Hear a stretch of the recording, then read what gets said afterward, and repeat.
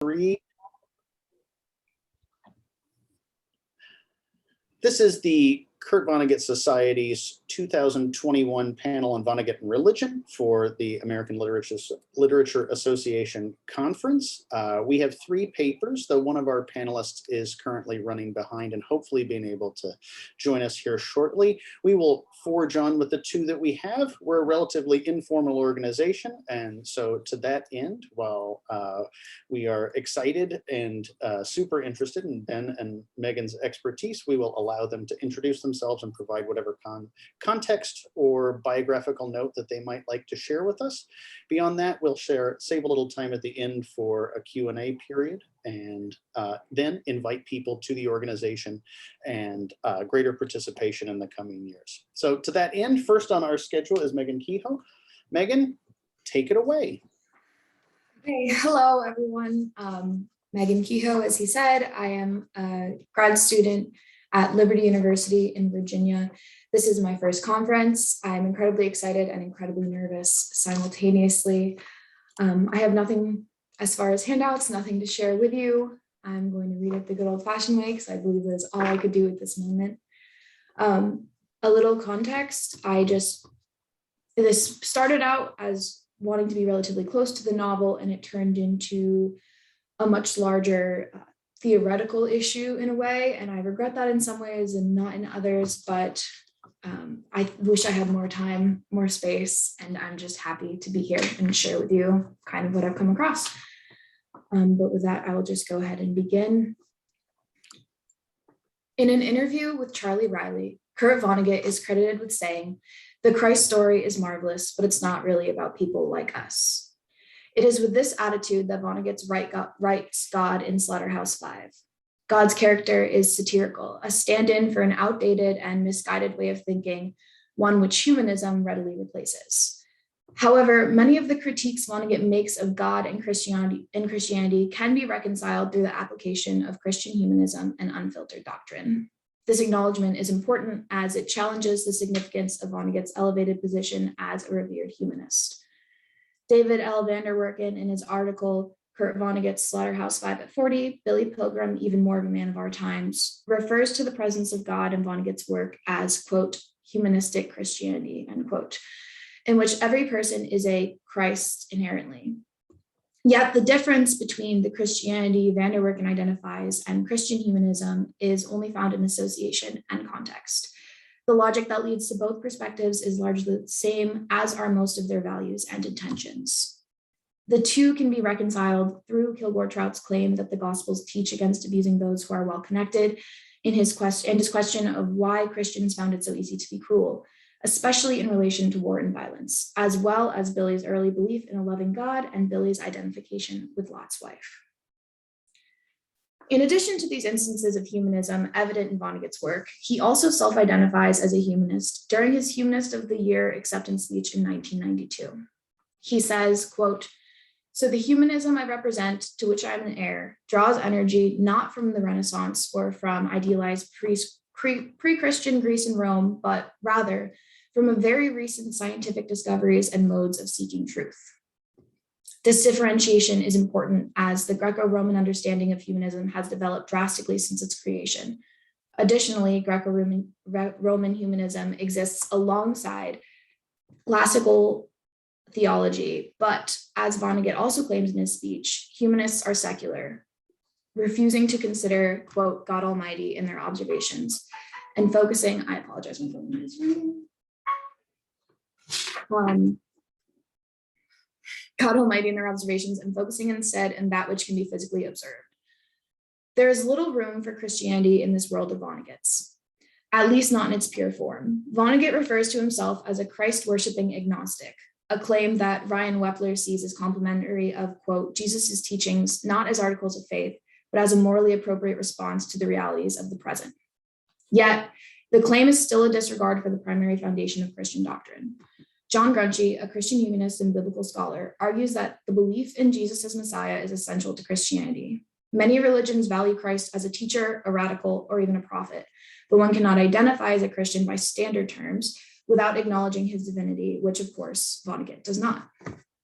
However, Vonnegut and DeGrunchy still share many commonalities. DeGrunchy specifies that to truly confess Jesus as God means acknowledging his humanness along with his divinity. Jesus took on all facets of humanness in his time on earth, but what it means to be truly human is still up for debate. This debate is what propels Christian humanism. DeGrunchy blissfully calls to mind how the church would operate if Christians celebrated Jesus' humanity as they do his divinity. Quote, "The church is not a closed conglomerate of like-minded individuals or an institution in which individuals forfeit their personal being. Rather, it is meant to be a community always in the process of formation, in which human beings relate to each other beyond the divisions of race, class, gender, or sexual orientation, yet in ways that respect difference. As such, the church should provide a model of reconciliation for the broader human community, as well as a basis for solidarity in the struggle for a more just world. For the Christian humanist, such a community is not closed or exclusive in character, but exists for and in solidarity with others. Only then is it faithful to the Jesus of history and the mythos that energizes those who believe he is the Christ." End quote. The fact that this image for the church has not come to be is a problem that rests decaying in the hearts of individuals, a failure of the institution and the Christian. The cruelty and division Vonnegut critiques in his novel are human, not Christian, not Christ. The key difference is what may moderate the debate between the secular humanist and the devout Christian. Slaughterhouse-Five lays bare the underlying hierarchy which Kilgore-Trout claims is disguised as defending the weak. In The Gospel from Outer Space, a story by the fictional novelist, the New Testament is accused of preaching not loving kindness, but the idea that there are repercussions for abusing one who is, quote, well-connected. Essentially, the only reason Christ's tormentors are depicted as villains in the biblical narrative is that they unknowingly killed the Son of God. Their error is ignorance, not cruelty. To rectify this flawed telling, the alien in Trout's novel who observes the Christ story offers a retelling that strips Jesus of his divinity. Without his divine rights, Jesus becomes just a son of a carpenter, murdered on charges of blasphemy. In Trout's New Testament, God intervenes in Jesus' execution, granting this nobody the honorary title of the Son of God. Christ's privileges, then, are gifted rather than inherited. And this dynamic suggests the possibility for all people to experience the same. Discussing Trout's narrative, van der Werken argues, what Vonnegut suggests here is that Christ's divinity stands in the way of charity. If the bum is every man, then we are all adopted children of God. We are all Christs who should treat each other accordingly. God's defense of Jesus is not as significant as their defense of the ordinary man, as the former seems logically subsequential. But then nothing about the Christ story is subsequential, not when it's confined to Trout's logic. The most obvious example is that if Christ did have the full privileges of the Son of God, he had the power to deny his role as the Messiah and remain comfortably in heaven. And had God chosen to intervene in Christ's execution and smite their son's tormentors, they could have done so easily. Considering DeGrunchy's earlier claim, Christ had to be divine. As van der Werken assesses, if Jesus is human, then he is imperfect and must necessarily be involved in direct or indirect evil. This Jesus participates fully in the human condition. Without Christ's divinity and sinlessness, his death would have been lawful, not sacrificial. Otherwise, there would have been no choice, no forfeiting his privileges for humanity's sake. The significance of the Christ story is the extraordinary contrast between his heavenly and earthly state. He is the God who values the everyman, the nobody, and his death signifies the very inheritance that Trout tries to bargain for through his human Christ. If Christ is truly the loving humanitarian which Christians embrace as figurehead, it seems a fallacy that the Christian church is responsible for the historical atrocities like the Crusades, slavery, or the persecution of other people groups. Trout speculates on this same fallacy in his novel as his main character studies the question of why Christians found it so easy to be cruel. He concludes that the answer is in the telling of the New Testament, which depicts a divine savior. He also places blame on the language of the New Testament, in which Christ asks his followers to love others. The Visitor to Earth assesses that had Jesus commanded that Christians respect one another rather than love, they would have been better off. In her novel on American War and Fiction, Susan Farrell claims that respect is a, quote, more attainable and less idealized goal. However, there is no reason to believe Christians would be any better at respecting others than they are at loving others. The Bible contains a thorough depiction of love in 1 Corinthians 13, which says that, quote, love is patient, love is kind, it does not envy, it does not boast, it is not proud, it does not dishonor others, it is not self-seeking, it is not easily angered, it keeps no record of wrongs, end quote. This understanding of love runs parallel to a common understanding of respect, yet it is repeatedly under-practiced by those who claim to uphold biblical principles. This failure, however, is not one of Christian teaching, but of human error. Respect and love both require that people set aside their self-interest, which people in general struggle to do. War is a blatant example of the Christian cruelty that Trout's extraterrestrial visitor identifies. Vanderwerken claims that Vonnegut sees faith in God as responsible for both the tolerance and continuation of war under the guise of God's will, and the human idea that one's actions are a realization of that will. Without this blind faith, then, war would not subsist. Vonnegut, a veteran himself, sees the perseverance of war as the most serious consequence of religion and the most prominent human failure. Slaughterhouse-Five's narrator titles his novel in progress The Children's Crusade, referencing Charles Mackay's distaste for the Crusades, which he considers to be wars led by the savage and ignorant and motivated by the, quote, imperishable honor they acquired for themselves and the great service they rendered to Christianity. Yet the only difference between wars initiated by the church and the secular wars fought for wealth and power is that those who misinterpret the scriptures can wear the title Christian with a feeling of undeserved entitlement, labeling their wars as holy wars. According to James 1:27, quote, pure and undefiled religion before God and the Father is this, to visit orphans and widows in their trouble and to keep oneself unspotted from the world. Separation from worldliness is a pivotal part of practicing Christianity, but it means avoiding the temptations of greed and pride in order to prioritize the needs of others and represent the love and sacrifice of Jesus. It does not mean reigning above the world with a sense of ascendancy. The reason so many fail is that they do not actually seek to love Christ. They seek the unconditional forgiveness from Christ while they continue to abuse those around them. So, to answer the question posed earlier, Christians find it so easy to be cruel because so many are Christians only in name, not practice. Trout's grievance is with these Christians, not Christ. Still, God takes much of the blame for Christians' failings, which is largely why Billy loses his faith in God throughout Slaughterhouse-Five. Billy begins with what is described as, quote, a meek faith in a loving Jesus, which most soldiers found putrid. Among soldiers who witness death and suffering on a daily basis, maintaining hope in a loving entity seems not only foolish, but also morally irresponsible. There are few instances in which Billy's faith is explicitly depicted. One notable instance being when he is in the Carlsbad Caverns and he prays that God delivers him before the cavern collapses. While it is not wrong in any way to pray to God in moments of trouble, if that's the only reason one ever seeks God, he will be ultimately disappointed. God notoriously operates according to their own will and timing, and many are guilty of using that knowledge as a reason for labeling God as negligent or apathetic.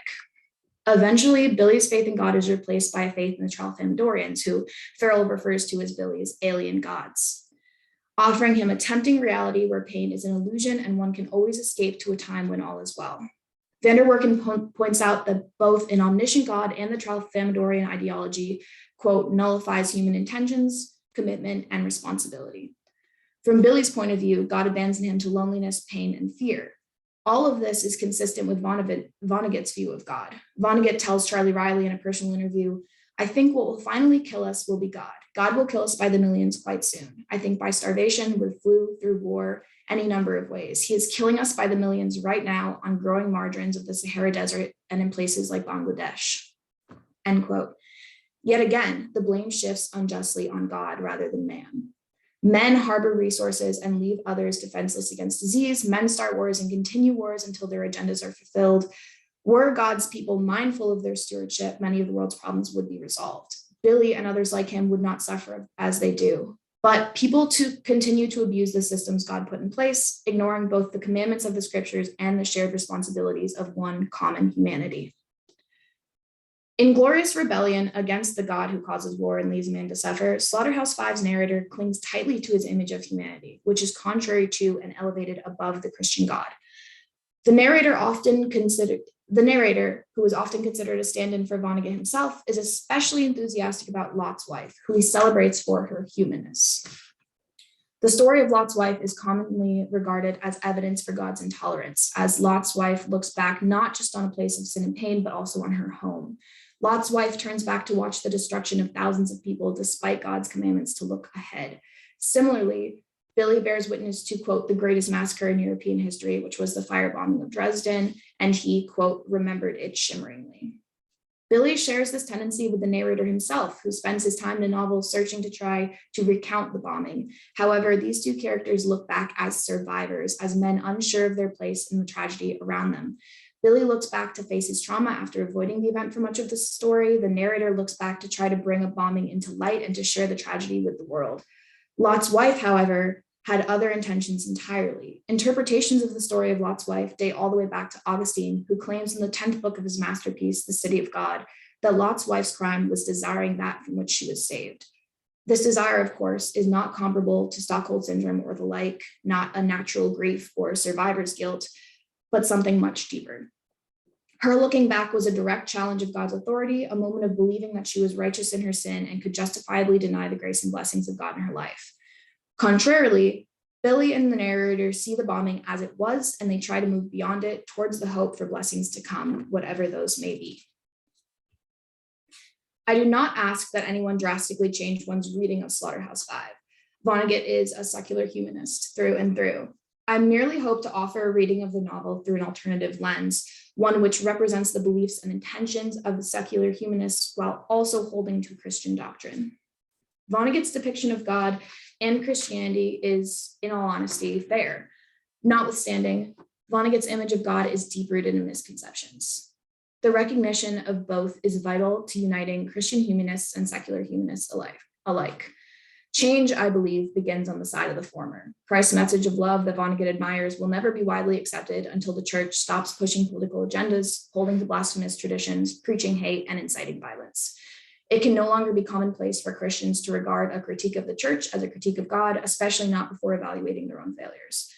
The beauty of Slaughterhouse-Five is Billy's bold attempt to give meaning and light to his tragic life, as many others are trying to do as well, as Christians are trying and often failing to do. That is the shared human experience. Thanks.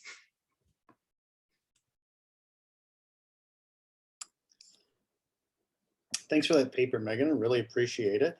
We'll move directly on to Ben's paper. Ben, please say anything you like by way of introduction and take it away. Hi. So first, I'm going to give a brief. I don't think the states do this, but I'm going to give a brief land acknowledgement. I am coming to you from the city of Toronto, Canada, which was the traditional territory of many nations, including the Mississaugas of the Cradle, the Anishinaabe, the Chippewa, and the Haudenosaunee, and which I just mangled the pronunciation of, and the Wendat peoples, and is now home to many diverse First Nations, Inuit, and Métis people. I also acknowledge that Toronto is covered by Treaty 13 with the Mississaugas of the Cradle.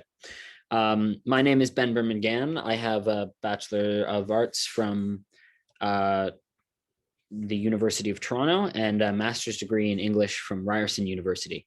I'm the author of What We See in the Smoke, a collection of short stories, the novella Visitation Seeds, an upcoming book of nonfiction for Guernica editions, and other things that I'm not allowed to talk about. I'm going to jump right into it. My paper uses the idea of Vonnegut and religion very loosely. I think that throughout, I think one through line from Megan's paper to mine is that Vonnegut's preoccupation with critiquing or organizations over individuals, I think is a through line. So my paper is called Cat's Cradle, The Sin of Scientists and Systems. And you can actually read it on a literary journal where it was published, I think, a year ago. And I'd be happy to link that if anyone is interested. So short analysis, I will jump right in. Science fiction as a genre is often used to explore how scientists and science are a source of evil. We've all seen Jurassic Park, but works such as Mary Shelley's, I hope we've all seen Jurassic Park. Yeah, works such as Mary Shelley's Frankenstein from 1818, which many consider to be kind of the birth of modern science fiction, have well established the trope of the mad scientist who focuses on unnatural or ungodly evil experiments. But Kurt Vonnegut Jr.'s novel Cat Cradle, 1963, I would argue revises the relationship between evil and science. While Vonnegut's scientists are culpable in the process of birthing advancements used for evil, science and scientists themselves are not the source of evil. I would argue that writing in the context of the Cold War, when fear of nuclear apocalypse was constant in the zeitgeist of the world, Vonnegut replaces the notion of the mad scientist with the military-industrial complex, with the system and not the cog within it, creating a narrative in which the source of science gone awry is not the scientists themselves, but the monolithic systems of commerce, government, and military that corrupt evil science for evil ends. In Cat's Cradle, I don't think there is an individual mad scientist of the original archetype, only corrupt and untrustworthy organized systems. Cat's Cradle is obsessed with relationships between scientists and systems, which you can begin with the religion of the book, Bokonism. You know, I've heard it pronounced both ways. Vonnegut uses the tenets of Bokonism to separate the structured systems of society into two types of categories, depicting a religion in which humanity is organized into teams. Vonnegut's Cat's Cradle begins to emphasize systems that come into being organically, created by cosmic circumstances of fate. There's actually a lot to the concept of anarchy playing a role in Cat's Cradle, but that's actually a different paper that I wrote. These systems, called a karass, are groups of people who intentionally or not affect each other's lives and actions. Members of a karass are not formally organized, nor are they always aware of their members. They are ignoring national, institutional, occupational, familial, and class boundaries. These natural systems can be perverted by artificial ideas of a false karass, which Vonnegut refers to as a grand falloon, because he has fun with words. The relationships that are formally created and organized by people are grand falloons and not karasses, which he, at one point in the book, argues that's what most organized religions are, as well as countries and the organizations within. It's through the concept of grand falloons that Vonnegut proposes the type of systems that can corrupt the idea of science. Vonnegut was an extremely left-leaning author for his time, who wrote extensively on his political beliefs as a liberal and a socialist. When he was writing Cat's Cradle during the Cold War, science fiction was entering what a book called the Science Fiction Handbook classifies as the new wave of SF literature. Vonnegut was one of many new wave authors who chose to turn their critiques of American capitalism into science fiction to avoid censorship. The examples of false systems in Cat's Cradle largely take their cue from the fears that left-wing Americans like Vonnegut held at the time, such as, quote, the Communist Party, the General Electric Company, and any nations, anytime, anywhere, end quote. This reflected a more global trend against nationalism and the resistance against burgeoning military industrial complexes, which is kind of the idea of which was coined in this period. It's through these grand falloon systems of politics and corporation and religion that the role played by the mad scientist shifts from the individual. The fear is no longer of the person, but of how powerful collectives might utilize that person. The new wave of science fiction in which Cat's Cradle belongs is also dominated by character-driven stories and was more concerned with social and political ramifications of technological development than with technologies themselves, which is good for Vonnegut, whose science is nonsense.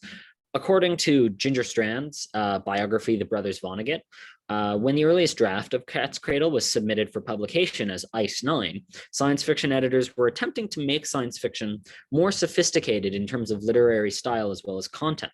As later drafts of Cat's Cradle became less interested in the details and believability of its science and more interested in the characters behind the science, I think a more complex type of individual emerged than in previous eras of science fiction. The character that Vonnegut chooses to represent as his deviation of the mad scientist trope is Dr. Felix Honecker. Honecker is a fictional addition to the Manhattan Project, one of the so-called fathers of the atomic bomb. Through the guise of doing research for a book on the creators of the bomb called The Day the World Ended, Vonnegut's narrator creates a long sketch of Felix as the antithesis to the traditional mad scientist, focused on creating evil out of science. His character was inspired by versions of Irving Langmuir, according to Strand's biography, the Nobel Prize winning chemist who did research at the General Electric Company where both Kurt and his older brother Bernard worked while Cat's Cradle was being written. While the real Ivering was GE's celebrity scientist, Vonnegut's fictional Honecker fills a very similar position at the research laboratory of the General Forge and Foundry Company, which definitely isn't General Electric, where different Granfalloons would suggest projects to change the nature of scientists' work. Specifically, admirals and generals came to try and corrupt the work of the research laboratory. This reflects Vonnegut scholar P.L. Thomas's argument in The Case for Science Fiction and Speculative Fiction in Introductory Consideration, that Cat's Cradle, quote, suggests that less danger exists in science than those who pursue it and why, end quote. The traditional mad scientist acts with agency and purpose, usually. Shelley's Dr. Frankenstein is actively seeking out dangerous and unnatural experiments. He feels an enthusiasm which elevates him to heaven, for nothing contributes so much to tranquilize the mind as steady purpose. Sorry, that was a quote and I forgot to say. Or again, in the case of Jurassic Park, if you're just idiots who wanted to make dinosaurs. The mad scientist is often focused or obsessed with their work, their pursuit of harmful or unethical inventions. The idea of madness in the traditional mad scientists is this reckless abandon and obsession when it comes to doing harm on the part of the individual.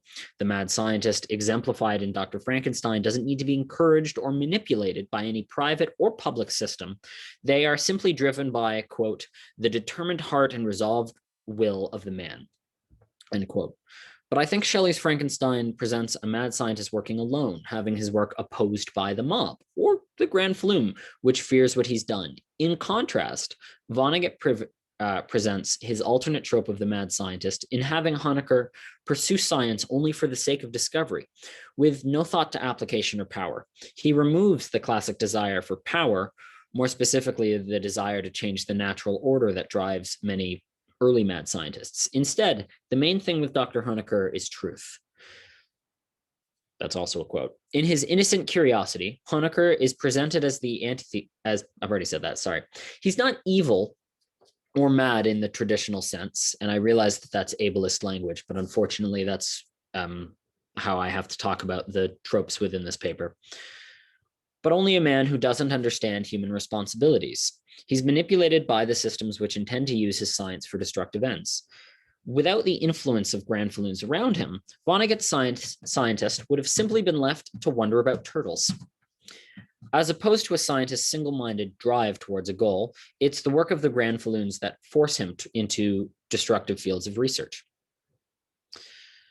If he attempted any research into anything other than what the system wanted from him, the system would redirect him. When Honecker stopped working on the Manhattan Project, the military went into his laboratory and stole his turtles.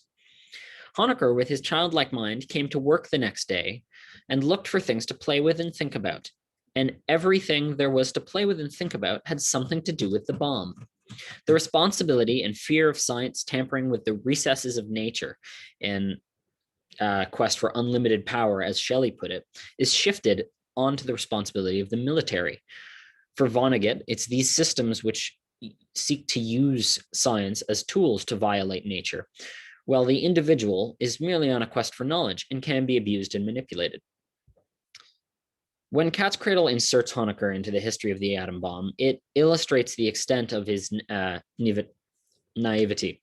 Vonnegut allows Honecker to respond to Robert Oppenheimer's acknowledgments of his own responsibility in the death caused by the atom bomb, as Oppenheimer proclaimed, "Science has now known sin." Honecker can only ask, "What is sin?" Vonnegut presents a scientist incapable of understanding how his work can contribute to the concept of evil that a system would use it for. Honecker cannot be the active agent of evil or the willful creator of monsters. He's only at the mercy of those governing that science, according to Thomas. While Honecker is already dead at the beginning of Cat's Cradle, much of the novel serves as a biography again, so it details his scientific creations and how they're manipulated. Ultimately, use of Honecker's invention Ice-9, originally created to help get Marines out of mud, destroys the entire world. Spoiler, it's been like 50 something years, but in case anyone on this Kurt Vonnegut panel hasn't read the novel that made him famous. Inspired by Kurt's older brother Bernard's experiments with weather manipulation at the time, Ice-9 is, quote, the last gift Felix Honecker left for mankind, a substance capable of freezing all liquid on Earth permanently. Even members of the Grand Falloon at the General Forge and Foundry acknowledged that if Ice-9 were ever unleashed, quote, it would be the end of the world. As science fiction in the new wave, Cat's Cradle exists in what P.L. Thomas identifies as the context of the threat of nuclear holocaust and disaster at all times. A key difference between the Manhattan Project, in which Honecker was inserted, and the use of Ice-9 is that the creators of the atomic bomb knew exactly what they were doing, except for that bit where they thought it would ignite the atmosphere and destroy the whole world, and they still did it anyway. That's pretty wild. Honecker neither has any inclination to using his creation for violence, nor is he able to give consent to those who use Ice-9 to destroy the world, because he's dead, in a parable to the effects of nuclear winter. After Honecker dies, his 3 children take possession of Ice-9 and split it between them. While the siblings should all be considered part of a proper cuirass, it's through them that Ice-9 falls into the hands of Grand Falloons, of government and military and religion. The oldest child, Frank Honecker, is given a position of power in trade for having given the government of the fictional San Lorenzo, quote, something more powerful than the atom bomb. The other 2 children give up their thirds of Ice-9 to Grand Falloons of, quote, the United States of America and the Union of Soviet Socialist Republics. It's not the scientists, but the systems which steal his work, abetted by his children, that take him into the realm of evil. Papa Monzano, the military dictator of the island nation of San Lorenzo and the head of a Grand Falloon system, is who gains Ice-9 and therefore destroys the world with science. Vonnegut portrays Honecker only as someone interested in theory, which has its own dangers, and believes that all of what he's doing is about discovery. The scientists of the General Forge and Foundry Company argue that science is, quote, the exact opposite of magic or divine intervention, or I would argue also the opposite of what they would consider divine intervention. It is not possible to pervert nature with science in their understanding, but only to understand it. The Grand Falloon of San Lorenzo and the other nations that receive Ice-9 think, quote, science is magic that works. With this notion, Grand Falloons are willing to do what individual scientists might not be, to pervert nature for destructive ends. Though Honecker didn't understand how his creations could be used for violence, that doesn't necessarily make him inculpable. It just means that he had no agency in the use of this destruction. When San Lorenzo commits suicide, when the leader of San Lorenzo commits suicide by swallowing Ice-9 and freezing the planet, he says, now I shall destroy the whole world, meaning some culpability. I think he knew what he was doing.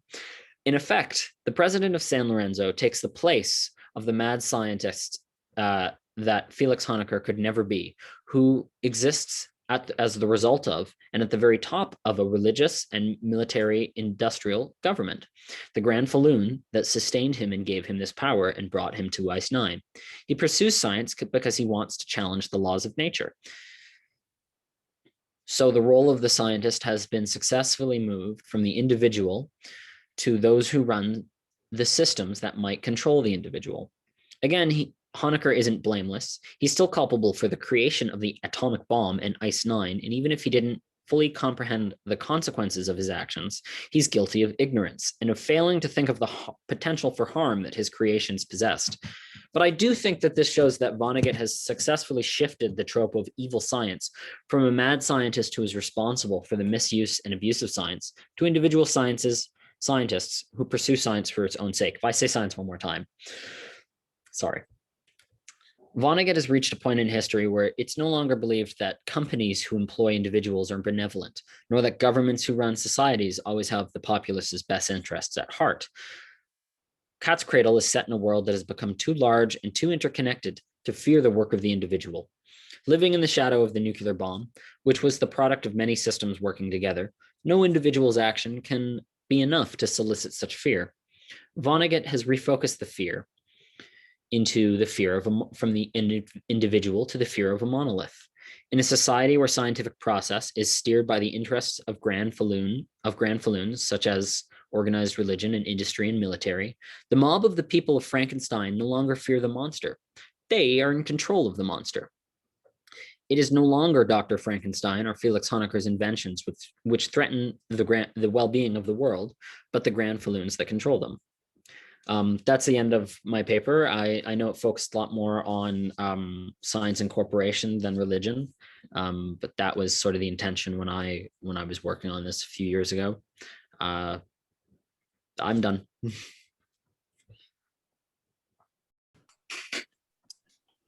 Thanks for both of those papers. I have the unfortunate news of saying I have no news from Cam, and so in that regard, we can go ahead and jump into the Q&A section and just take it as a given that Cam will not be along. And so given that, I promised that I would come up with the first question. I do have a question here, and I think it emerges organically from some of the things that both of these papers do, which is I get a pretty strong sense from both of these essays that what we're talking about is the misuse of a certain kind of understanding that functions like faith that is perverted by being used to other ends. So in one case, we're talking about, we can never really know with Vonnegut, but the purposeful sort of like friction that he creates with Christian doctrine in order to produce his sort of fictional effects and the things that he wants to do in his novels.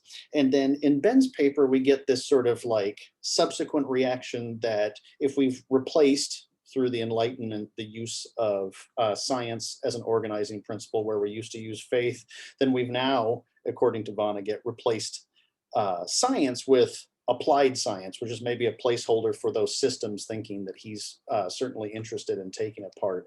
And so I'm curious then for both of you, and you can fight to answer. I don't know how that necessarily works in this context, but I'm curious then if you were forced, because I don't think either one of you wanted to go ahead and put a hard stamp on this, what would Vonnegut have us do?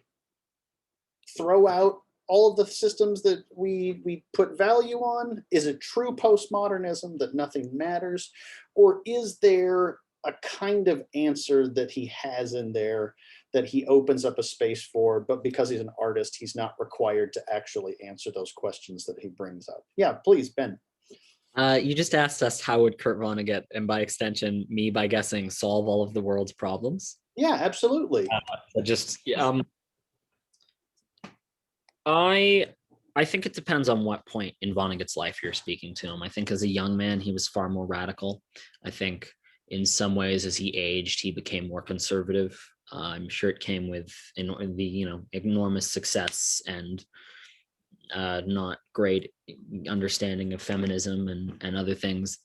But I think at least in the era of Cat's Cradle, Vonnegut was sort of an old style socialist and globalist. So I do think he would prefer to topple many of the systems described in Cat's Cradle. And in some of his later books too, I have a signed copy of it, which one's about the prison industrial complex. Hocus Pocus. Hocus Pocus. I also have a paper on that. Yeah, like where I think just generally, I think Vonnegut believes that systems in place for the sake of financial benefit. And I think this ties into Megan's paper and comments on the church versus faith. I do think at least in the time of Cat's Cradle, he would get rid of those. And this is being recorded, so I'm fine saying that I would too. I'm fine. I'm okay with that. But I also think he would probably do the classic kind of shrug and wink and be like, oh, I'm an artist, and run away, because he was asked these questions occasionally and he never gave fair answers.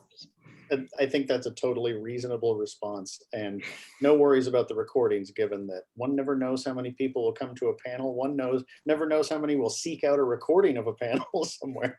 So Megan, I don't know if you have thoughts on that.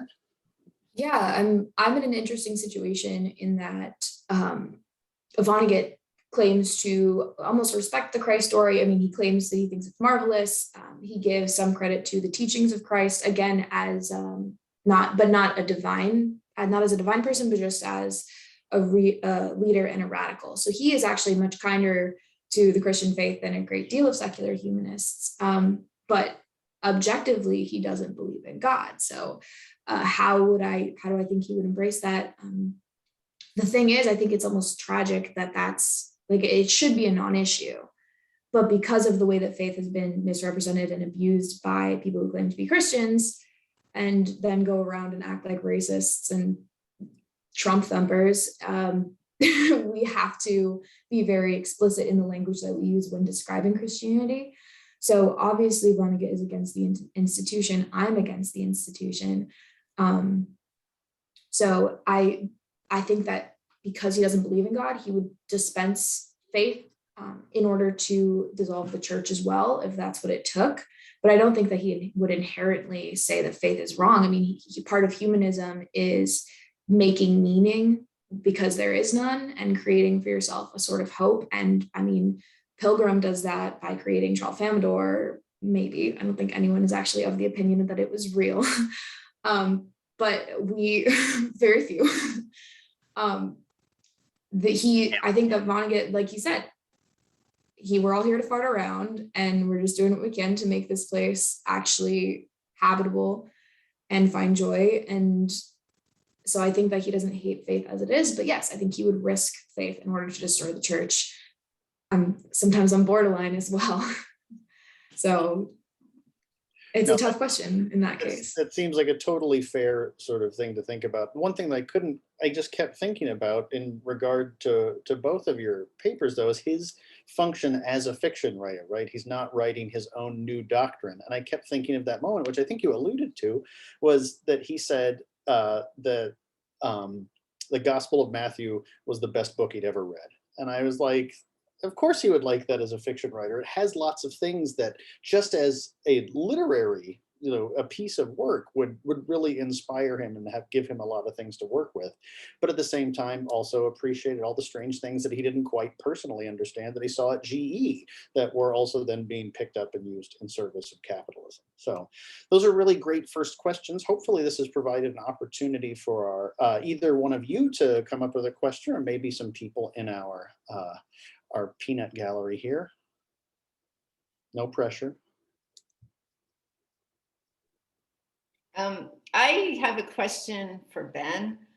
I'm wondering, I mean, toward the end of your paper, you said Dr. Honecker is certainly, not perfect and deserves a little bit of the blame, but I still wonder if maybe you're letting him off the hook a little too easily, because I think, Vonnegut actually, in my view, represents him as somewhat loathsome in his inability to have relationships with his wife, his own children, that are meaningful and caring, and that it's almost a selfish stance that he's taken, that his innocence is sort of a selfish position to land on. So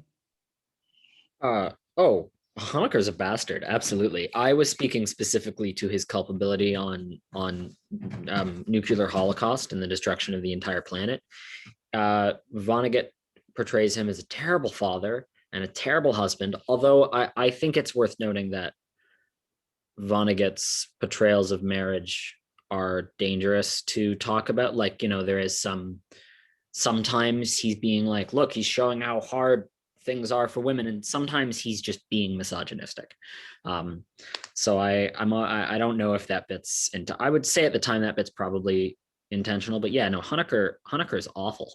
But I think it's about, I think he betrays Honecker as a horrible individual human being, but in terms of within a grand system of things, he treats Honecker more like a tool that could have done anything.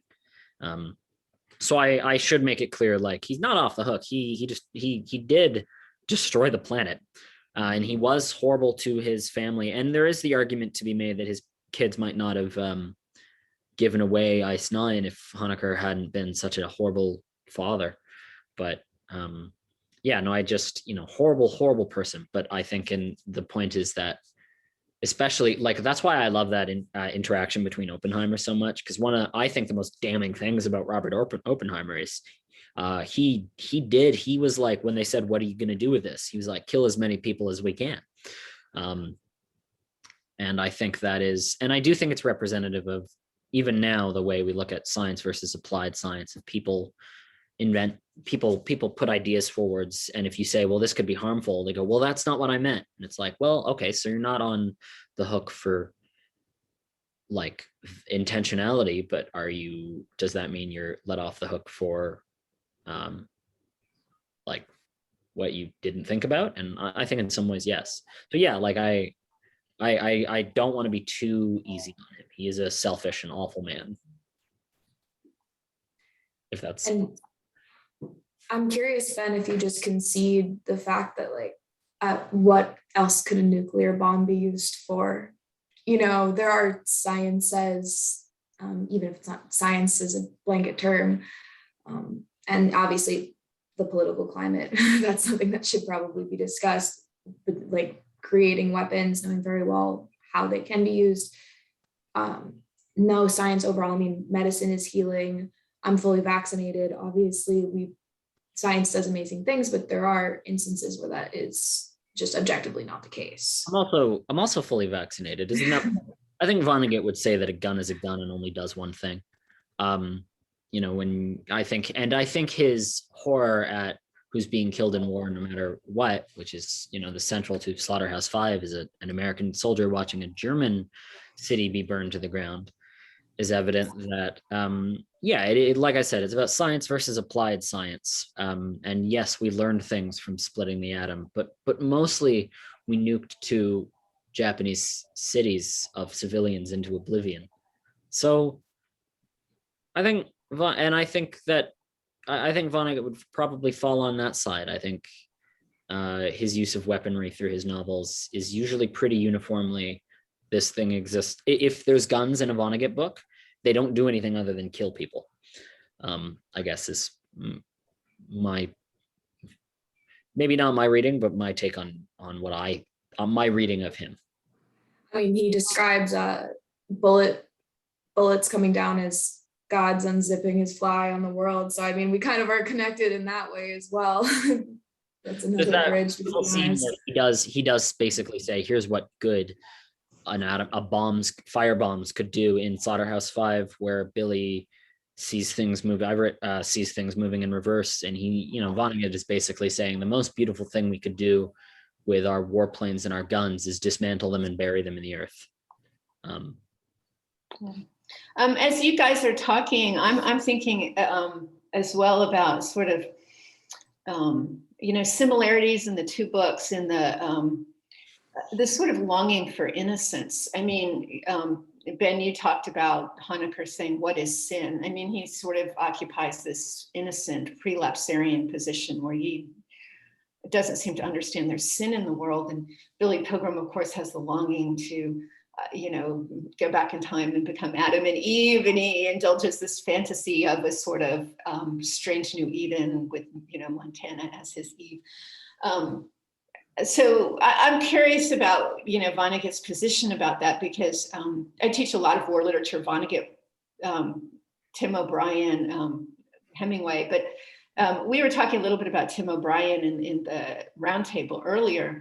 And I think one thing Tim O'Brien is very concerned about in his work is making sure that the audience can't sort of take this innocent stance. I mean, in interviews, he talks about being really angry at sort of, you know, Kawana's sort of Midwest, where he grew up, sending him to war and being completely ignorant about the history and politics of Vietnam.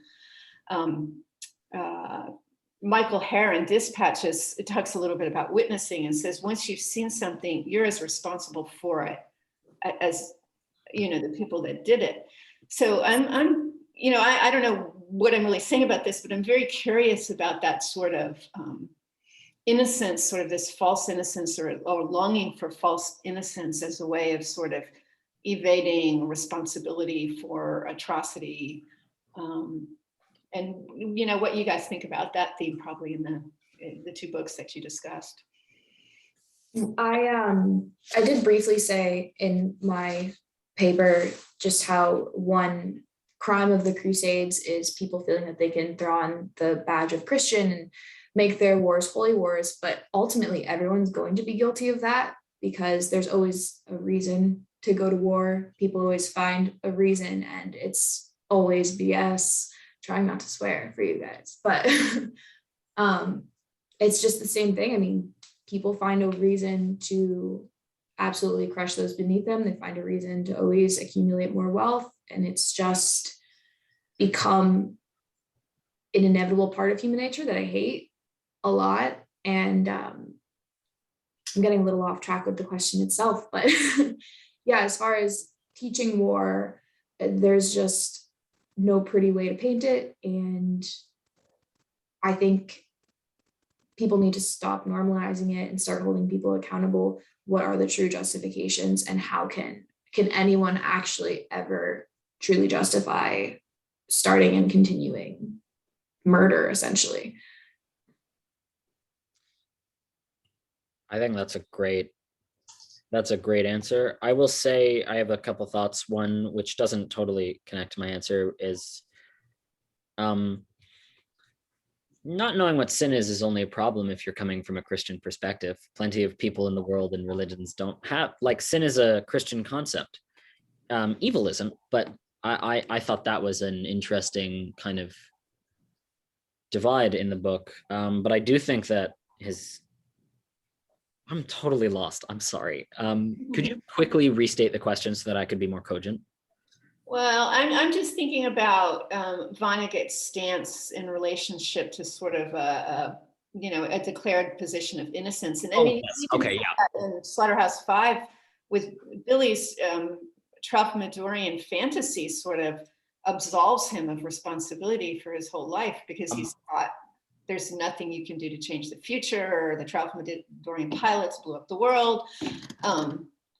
So I think one thing that's interesting about Vonnegut is he really understands that sort of longing to return to some kind of state of innocence and non-knowledge. Yeah. His books seem to really work against that and also condemn that. Yeah, it does. But also, yeah, to a certain extent. Yeah, no, okay, sorry. Yeah, no, I think a lot of it seems to come from, when you look, having read biographies of Vonnegut, he does seem to have a very bisected existence of this kind of innocence, unwholesome belief in the culture that he grew up in, and then the intense PTSD of post-war, and the way his, marriage fell apart, and his position in the world, and watching things around it. And I do think that there's this kind of yearning, not for innocence, but for ignorance, but also an acknowledgement that made us worse people. That ignorance is certainly easier, but it's also bad. Also, I just want to say, as the science fiction writer in the room, I think it's totally a fair reading to say that Tralfamadore actually did happen in Slaughterhouse-Five. Vonnegut admitted in an interview one time that he left it ambiguous just because science fiction gets a bad rap, and he wanted to sneak out from under that. So I'm just saying, most of his books have aliens. I see no reason why that one doesn't also have aliens. Just thought I'd say. The only reason I don't is because of the tight hold that disability studies has taken on Slaughterhouse-Five. I did a lot of research on that for a separate paper. And it's just would be consistent with symptoms of PTSD, though I do also kind of disable that reading. Things but it can mean many things, and the text honestly takes precedence, and I'm over the authorial intent aspect of that, because text's been around too long. Too many people have read it at this point. It is what it is. Things can be two things. The text actually sort of loses interest. I mean, to me, one of the things that's most engaging about the text is, thinking about why this particular fantasy that Billy latches onto, and how it explains a lot that happened in the war and Billy's past, and his hopes and his fears and his guilt and his. So I think psychologically, the book is a much more interesting study if the Tralfamadorians are, Billy's fantasy. I kind of agree. Yeah.